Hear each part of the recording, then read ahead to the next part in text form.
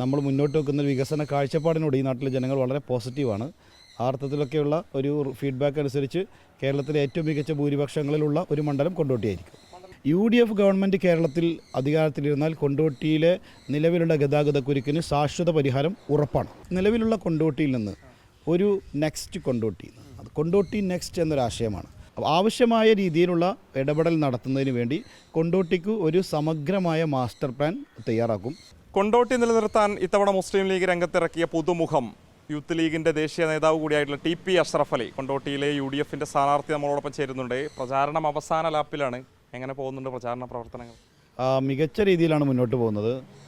UDFൻ്റെ സംവിധാനം വളരെ ശാസ്ത്രീയമായി പ്രവർത്തിക്കുന്നു. ജനങ്ങളെല്ലാം വലിയ രീതിയിലുള്ള പിന്തുണയാണ് നൽകിക്കൊണ്ടിരിക്കുന്നത്. എല്ലാ അർത്ഥത്തിലും മികച്ച മുന്നേറ്റമാണ് നടന്നുകൊണ്ടിരിക്കുന്നത്. ഇപ്പോൾ പഞ്ചായത്ത് തലത്തിലുള്ള പര്യടനങ്ങൾ ഒന്നാം ഘട്ടം എല്ലാം പൂർത്തിയായി കഴിഞ്ഞു. ഇനി നാളെ മുതൽ രണ്ടാം ഘട്ടം പഞ്ചായത്ത് തല സ്ഥാനാർത്ഥി പര്യടനം ആരംഭിക്കുകയാണ്. കൊണ്ടോട്ടി എന്ന് പറയുന്നത് മുസ്ലിം ലീഗിൻ്റെ എല്ലാ കാലത്തും മുസ്ലിം ലീഗിനോടൊപ്പം ചേർന്ന് വലിയ ഭൂരിപക്ഷം കൊടുത്തുള്ളൊരു മണ്ഡലം കൂടിയാണ്. താങ്കളെ സംബന്ധിച്ച് ഒരു ചരിത്ര നിയോഗം കൂടിയായിട്ടാണ് ഇതിനെ വിശേഷിപ്പിക്കപ്പെടുന്നത്. എങ്ങനെയാണ് ഇവിടെയുള്ള പ്രവർത്തനങ്ങൾ, വിജയപ്രതീക്ഷയൊക്കെ തന്നെ എത്രത്തോളമാണ്? വലിയ വിജയപ്രതീക്ഷയാണുള്ളത്. കേരളത്തിലെ അറിയപ്പെടുന്ന ഒരു ഭൂരിപക്ഷത്തിലേക്ക് കൊണ്ടോട്ടി ഇത്തവണ എത്തും. ആ രീതിയിലുള്ള വലിയ പിന്തുണ ജനങ്ങളിൽ നിന്നുണ്ട്. UDF വളരെ സെറ്റാണ്. മുസ്ലിം ലീഗ് പാർട്ടി അണികളും കോൺഗ്രസ് അണികളും എല്ലാവരും വളരെ ഹാർഡ് വർക്കിംഗ് ആണ്. നമുക്ക് ഫീൽഡിൽ നിന്ന് ലഭിക്കുന്ന വലിയ ഇതിൽ പിന്തുണയാണ്. ഒരു യുവാവ് എന്ന രീതിയിലുള്ള വലിയ പിന്തുണയുണ്ട്. നമ്മൾ മുന്നോട്ട് വെക്കുന്ന വികസന കാഴ്ചപ്പാടിനോട് ഈ നാട്ടിലെ ജനങ്ങൾ വളരെ പോസിറ്റീവാണ്. ആ അർത്ഥത്തിലൊക്കെയുള്ള ഒരു ഫീഡ്ബാക്ക് അനുസരിച്ച് കേരളത്തിലെ ഏറ്റവും മികച്ച ഭൂരിപക്ഷങ്ങളിലുള്ള ഒരു മണ്ഡലം കൊണ്ടോട്ടിയായിരിക്കും. മണ്ഡലത്തെ സംബന്ധിച്ച് ചിലയിടങ്ങളിലൊക്കെ കുടിവെള്ളത്തിൻ്റെ പ്രശ്നം നമ്മളെയൊക്കെ തന്നെ പല നാട്ടുകാരും വിളിച്ച് റിപ്പോർട്ടിങ്ങിനൊക്കെ ആവശ്യപ്പെടാറുണ്ട്. ആ വിഷയത്തിലൊക്കെ തന്നെ ഏത് രീതിയിൽ ഇടപെടാമെന്നുള്ളതാണ് പ്രതീക്ഷിക്കുന്നത്. ഇവിടെ ഏറ്റവും പ്രധാനപ്പെട്ട ഒന്ന് ചീക്കോട് കുടിവെള്ള പദ്ധതിയാണ്. അത് ഓൾമോസ്റ്റ് 70% പൂർത്തിയായി കഴിഞ്ഞിട്ടുണ്ട്. ഇനിയും ബാക്കി പൂർത്തീകരിക്കേണ്ടതുണ്ട്. നമ്മളുടെ സംവിധാനങ്ങളുടെ ഒരു ഏറ്റവും മോശപ്പെട്ട ഇംപ്ലിമെൻറ്റേഷൻ ഏതാണെന്ന് ചോദിച്ചാൽ ഒരുപക്ഷെ ഇതുപോലുള്ള പദ്ധതികളായിരിക്കും. പതിറ്റാണ്ടുകളുടെ പഴക്കമുണ്ട്. സിദി ഹാജിയുടെയൊക്കെ കാലഘട്ടത്തിൽ ആരംഭിച്ചതാണ്. വളരെ ഇഴഞ്ഞു നീങ്ങുന്ന ഒരു പദ്ധതിയാണ്. അതുകൊണ്ട് തന്നെ ഇതുപോലെയുള്ള പദ്ധതികളുടെ നടത്തിപ്പിലാണ് ജനങ്ങൾക്ക് സർക്കാരിനോടുള്ള വിശ്വാസം പോലും നഷ്ടപ്പെടുന്നത്. അപ്പോൾ ഇപ്പോൾ ജലജീവൻ മിഷൻ്റെ പ്രൊജക്റ്റ് കൂടി നടക്കുന്നുണ്ട്. അവിടെയും ഇവർ റോഡ് വെട്ടിപ്പൊളിച്ചും അത് യഥാർത്ഥമായ രീതിയിൽ റീഇൻസ്റ്റേറ്റ് ചെയ്യാതെയും ഒക്കെയായി പൊതുജനം സർക്കാരിൻ്റെ ഇത്തരം പ്രൊജക്റ്റുകളോട് വളരെ നെഗറ്റീവായ ആറ്റിറ്റ്യൂഡിലേക്ക് അവർ വന്നു ചേരുക, അവരുടെ അനുഭവങ്ങൾ കൊണ്ട് വന്നു ചേരുകയാണ്. നമ്മളൊരു വികസനം നടത്തുമ്പോൾ എത്രമാത്രം അത് ജനങ്ങൾക്ക് ഉപകാരപ്രദമാകണം എന്നുള്ളതിനെക്കുറിച്ചുള്ള നമ്മളുടെ സർക്കാർ കാഴ്ചപ്പാടുകൾ മാറേണ്ടതുണ്ട്. അതിൻ്റെ ഒരു ഏറ്റവും വേസ്റ്റ് ഉദാഹരണമാണ് ചീക്കോട് കുടിവെള്ള പദ്ധതി. നഗരവികസനം, അതോടൊപ്പം തന്നെ കൊണ്ടോട്ടി നഗരത്തിലൂടെ കടന്നു പോകുന്ന പ്രധാനപ്പെട്ട സംസ്ഥാന പാതയിൽ പല കാലങ്ങളായിട്ട് അനുഭവിക്കുന്ന ഗതാഗതക്കുരുക്ക്, റോഡ് തകർന്ന് കിടക്കുന്ന അവസ്ഥ കഴിഞ്ഞ തവണയൊക്കെ തന്നെ നമ്മൾ തുടർച്ചയായിട്ട് റിപ്പോർട്ട് ചെയ്തിരുന്നു. അതിനൊക്കെ തന്നെ ഒരു ശാശ്വത പരിഹാരം വേണമെന്നുള്ളത് ഇവിടെയുള്ള പ്രദേശവാസികളുടെ ഉൾപ്പെടെ ആവശ്യമാണ്, അല്ലേ? പരിഗണിക്കപ്പെടേണ്ട ഒരു വിഷയമല്ലേ? തീർച്ചയായിട്ടും പരിഗണിക്കേണ്ട വിഷയമാണ്. കഴിഞ്ഞ 10 വർഷമായി സർക്കാർ എന്ന രീതിയിൽ കൊണ്ടോട്ടിയിലേക്ക് സർക്കാർ ഒന്നും ചെയ്തിട്ടില്ല. ജനപ്രതിനിധി എന്ന നിലയിൽ കഴിഞ്ഞ MLA TV ഇബ്രാഹിം അദ്ദേഹത്തിൻ്റെ പ്രാദേശിക വികസന ഫണ്ടുകൾ ഉപയോഗിച്ചുകൊണ്ടും അതുപോലെ തന്നെ PWD ചെറിയ ഫണ്ടുകൾ ഉപയോഗിച്ചുകൊണ്ടുള്ള വികസന പ്രവർത്തനം നന്നായി ചെയ്തിട്ടുണ്ട്. അതേസമയം ഒരു സർക്കാർ ഇത് ഏറ്റെടുക്കണം. ഒരു നഗരവികസനം എന്ന് പറയുമ്പോൾ അതിൻ്റെ DPR തയ്യാറാക്കേണ്ടതും അതിന് വലിയ ഫണ്ട് നൽകേണ്ടതുമൊക്കെ സർക്കാരിൻ്റെ ഒരു പ്രധാനപ്പെട്ട ബഡ്ജറ്റിലെ പ്രഖ്യാപനങ്ങളൊക്കെ ഉണ്ടാവേണ്ടതാണ്. ആ അർത്ഥത്തിൽ മലപ്പുറം ജില്ലയിലെ പല മണ്ഡലങ്ങളോടും ഇടതുപക്ഷം കാണിച്ചിട്ടുള്ളത് വളരെ നിഷേധാത്മകമായ സമീപനമാണ്. അതിൻ്റെ ഒരു ജീവിക്കുന്ന ഒരു വിഷയങ്ങളാണ് ഇപ്പോൾ നിങ്ങൾ പറഞ്ഞതൊക്കെ. അതുകൊണ്ട് തന്നെ ഈ മണ്ഡലത്തിലും ഈ ജില്ലയിലും ജനങ്ങൾ വളരെ ശക്തമായി LDFനെതിരെയുള്ള നിലപാട് സ്വീകരിക്കുന്നുണ്ട്. ഞങ്ങൾക്ക് ഉറപ്പുണ്ട് UDF വരുമെന്നുള്ള കാര്യത്തിൽ. UDF വരികയും കൊണ്ടോട്ടിയിലെ നിയോജക മണ്ഡല MLA ആയി ഉണ്ടാവുകയും ചെയ്യുന്ന സാഹചര്യം വന്നാൽ ഈ പ്രശ്നത്തിനൊക്കെയും പരിഹാരമുണ്ടാക്കുന്നതിന് വേണ്ടിയുള്ള ശക്തമായ ഇടപെടൽ നടത്തും. പാതകളുടെ വികസനം ഉൾപ്പെടെ നടപ്പാക്കുന്നതിൽ ഉറപ്പ് കൊടുക്കും, അല്ലേ? ഉറപ്പുവരുത്തും. UDF ഗവൺമെൻറ് കേരളത്തിൽ അധികാരത്തിലിരുന്നാൽ കൊണ്ടോട്ടിയിലെ നിലവിലുള്ള ഗതാഗതക്കുരുക്കിന് ശാശ്വത പരിഹാരം ഉറപ്പാണ്. തനിമ പേറുന്നൊരു നഗരം കൂടിയാണ് ഇപ്പോൾ കൊണ്ടോട്ടി. നേർച്ചയൊക്കെ തന്നെ കഴിഞ്ഞ ദിവസം സമാപിച്ച് മോയിൻകുട്ടി വൈദ്യർ അക്കാദമിയുണ്ട്. ആ മേഖലയിലേക്കൊക്കെ തന്നെ ഏത് രീതിയിൽ ഇടപെടാൻ കഴിയുന്നത്? വളരെ മികച്ച ഒരു സാംസ്കാരികമായ ഒരു പൈതൃകം ഇവിടെയുണ്ട്. ഇശലുകളുടെ നാട് ആണ് കൊണ്ടോട്ടി. വൈദ്യർ സ്മാരകമുണ്ട്.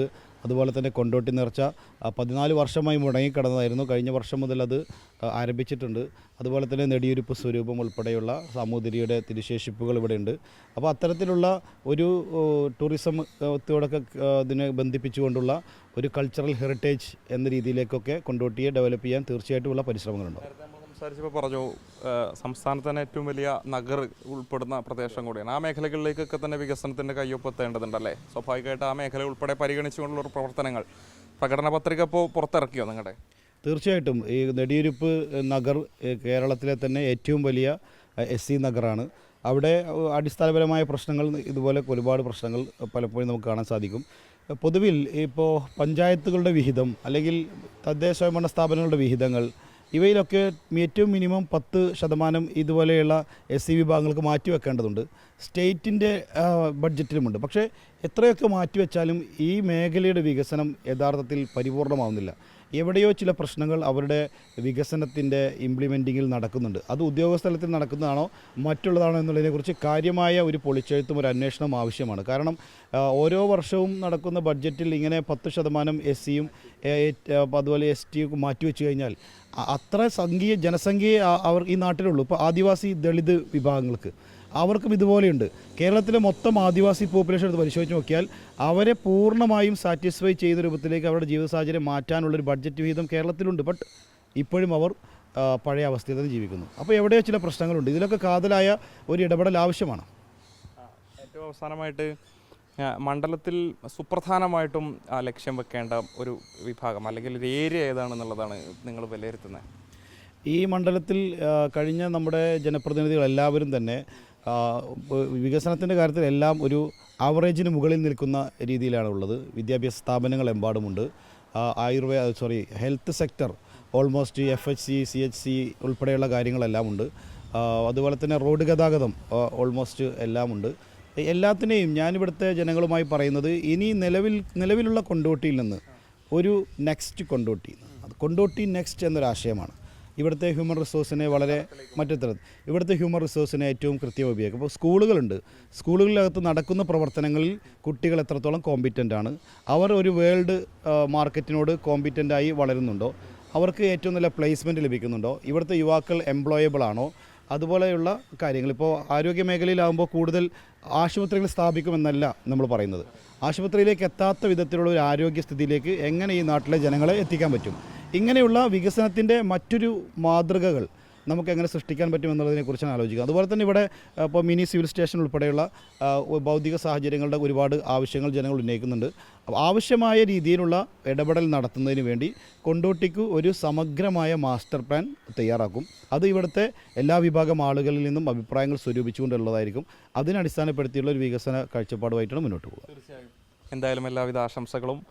കൊണ്ടോട്ടിയെ മറ്റൊരു തലത്തിലേക്ക് മാറ്റുക എന്നുള്ളതാണ് ഉദ്ദേശം. എല്ലാവരുടെയും സപ്പോർട്ടോടുകൂടി അതിന് മാറ്റാൻ സാധിക്കുമെന്നുള്ള അദ്ദേഹം പറയുന്നുണ്ട്. മുസ്ലിം ലീഗിനെ സംബന്ധിച്ചൊരു യുവാവിനെ തന്നെ മണ്ഡലത്തിലേക്ക് കളത്തിലിറക്കി വലിയ ഭൂരിപക്ഷത്തിൽ മണ്ഡലം നിലനിർത്തുക എന്നൊരു ലക്ഷ്യം കൂടിയാണത്. അത് TP അഷ്റഫിലൂടെ സാധ്യമാകുമെന്നുള്ള നേരത്തെ സാദിഖ് അലി തങ്ങളും PK കുഞ്ഞാലിക്കുട്ടി ഉൾപ്പെടെ പറഞ്ഞതാണ്. ഈ പ്രകടന പത്രികയിലൂടെയൊക്കെ തന്നെ മുന്നോട്ട് വെക്കുന്ന വാഗ്ദാനങ്ങൾ അത് ജനക്ഷേമപരമായിട്ട് നടപ്പിലാക്കാൻ സാധിക്കുമെന്നൊരു പ്രതീക്ഷയും TP അഷ്റഫ് അലി നമ്മളോട് പങ്കുവെക്കുന്നുണ്ട്. വീഡിയോ ജേർണലിസ്റ്റ് ഉണ്ണി തൂവൂരിനൊപ്പം reporter Mubashir P. Akbar, in reporter, Malappuram.